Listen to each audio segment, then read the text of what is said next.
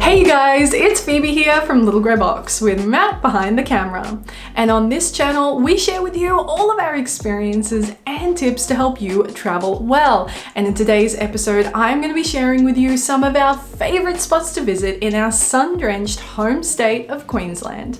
If you don't already, be sure to subscribe right now so you never miss an episode, and say hello in the comments below. But let's dive right in. Located around 3 hours drive north of Brisbane, Rainbow Beach is a gorgeous, sleepy little beach town, home to some spectacular beaches and lovely locals. But Matt and my favorite thing to do in Rainbow Beach is visit the Carlo Sandblow. This is one of the most beautiful spots in Queensland, in my opinion. The sunrises and sunsets here are nothing short of spectacular.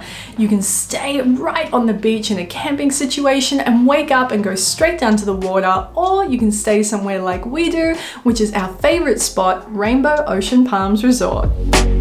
Located in the Darling Downs, Stanthorpe and the Granite Belt sit right near the Queensland-New South Wales border, about a 3-hour drive southwest of Brisbane. Now this area is famous for its incredible local produce, and there are some spectacular vineyards out there too. There really are some people out there who are doing amazing things with food, wine, and even craft beers. So if you love that type of escape, this is going to be the spot for you. And you can even get into the Granite National Park and do some great bushwalking and hiking through there too. You'll find the sleepy little beach towns of Agnes Water and 1770 located on Queensland's Discovery Coast, about 90 minutes drive in either direction from Gladstone and Bundaberg. The beaches here are fantastic. You can explore a little bit of Queensland's history by visiting some of the lookouts, which have really interesting stories behind them. There's a beautiful butterfly season, and you can do some cool things too, like sunset kayaking. Iconic Australian bush experiences don't get much better than Carnarvon Gorge, which is located in Queensland's Central Highlands, around 720 kilometres northwest of Brisbane, in an area known as the Sandstone Wilderness. There is an abundance of wildlife here, and the walking trails are absolutely fantastic. Now this destination is probably best suited to kind of those cooler months. Now we stayed at the stunning Takaraka Bush Resort, and we absolutely loved it. They have some really cool platypus there that if you're lucky, you might just get to spot. Affectionately nicknamed T-Bar, you will find Toowoomba in the Darling Downs region, around 125 kilometres west of Brisbane. Now this area is famous for its amazing local produce, so if you are a foodie, this is definitely your destination. There is so much to see and do in this region. You could easily time your visit with the Toowoomba Carnival of Flowers, or for when the sunflowers come out to bloom. You could spend some time exploring the high country hamlets and the Ravensbourne National Park, and even take a trip up to the stunning Bunya Mountains. We love to stay at Quest Toowoomba, Eco Ridge Hideaway, Bunny Canellan, or the gorgeous little spot called Cloud Lake. Journey into the heart of country Queensland with a visit to iconic Longreach, a place that has a very special place in my heart. Now it is located 700 kilometres west of the coastline from Rockhampton, so it's the perfect spot to either drive, fly, or even catch the train to. You could make a real journey out of visiting this place. We had some unforgettable experiences in Longreach thanks to the guys at Outback Aussie Tours. We got to connect with locals and bush poets while sipping a cold beer at the iconic Wellshot Hotel. We got to cruise down the beautiful Thompson River while we were sipping on some cold beers in the afternoon. Every single experience we had was fantastic, and everyone we met was truly lovely. I cannot recommend a visit to Longreach quite highly enough. Now when it comes to finding somewhere to stay, we stayed at Saltbush Retreat and absolutely loved it. Famous for Bundaberg rum and Bundaberg ginger beer, the town of Bundy is located around 385 kilometres north of Brisbane. Now it is also a fantastic access point to the southern Great Barrier Reef. You can head out to Lady Elliot Island and actually go swimming with turtles. The reef out there is fantastic. You can also head to Monrepo where you can see turtles laying, or if you're lucky, get to glimpse hatchlings bursting forth from the sand. And you guys, Don't tell anybody, but Bundaberg is actually home to some of my favorite thrift shops in the world.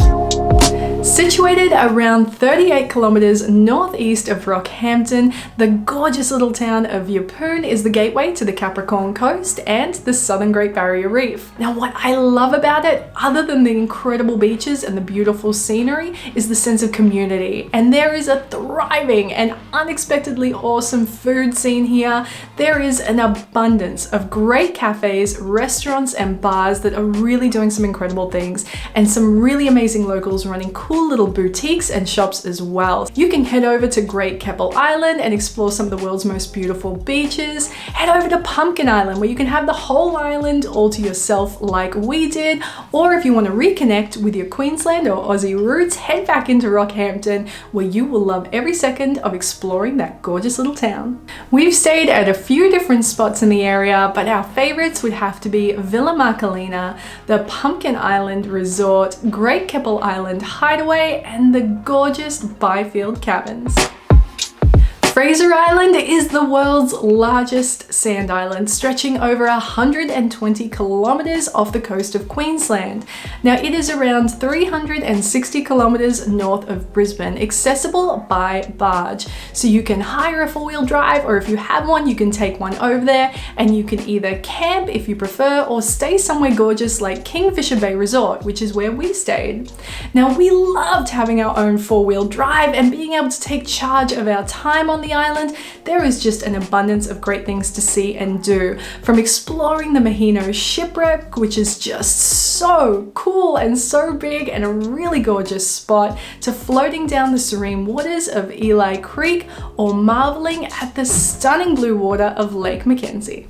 Now, Fraser Island is also home to a dingo population, so if you do visit, make sure that you are very, very careful. Listen to what the locals have to say. Don't touch, approach, or try to feed the dingoes. Of course, we can't make a video sharing our favorite spots in Queensland without mentioning our hometown and Queensland's capital city, Brisbane. Now, Brisbane is located along the twists and turns of the Brisbane River. It is a sun-drenched capital city, and it is home to some great food, great culture, and plenty of things to see, do, and eat along the way. You can explore some of our most iconic spots like the Lone Pine Koala Sanctuary, Streets Beach, Mount Cootha, and the Botanical Gardens. And you should definitely check out the Eat Street markets at North Shore. Be sure to grab a bite to eat also at the Howard Smith Wharves, check out some of Brisbane's great local markets, and dine in West End. Alright you guys, I would love to know, of all the spots that I have just listed, which ones did you like the look of the most? Which activities and which accommodation caught your fancy? Let me know in the comments below. And if you're a Queensland local or an Aussie local and you have some other great spots that I have missed, please let me know in the comments below so I can check them out, Google image the crap out of them, and then add them to my very own travel bucket list too.